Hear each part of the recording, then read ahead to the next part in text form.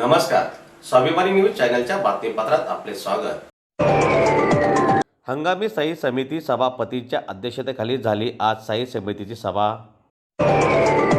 धुळे महानगरपालिकेच्या स्थायी समितीची सभा हंगामी स्थायी समिती सभापतींच्या अध्यक्षतेखाली पार पडली। मनपा सभागृहात झालेल्या या बैठकीत विविध विषयांवर चर्चा करण्यात आली। बैठकीदरम्यान महानगरपालिकेच्या प्रशासकीय कामकाजासह शहरातील विविध विकास कामे आणि नागरिकांशी संबंधित प्रश्नांवर सदस्यांनी चर्चा केली। प्रलंबित कामांना गती देण्याबाबतही यावेळी सूचना करण्यात आल्या। स्थायी समितीच्या सभेत मांडण्यात आलेल्या विविध विषयांवर सदस्यांनी आपले मते मांडत प्रशासनाकडून आवश्यक कारवाई करण्याची मागणी केली।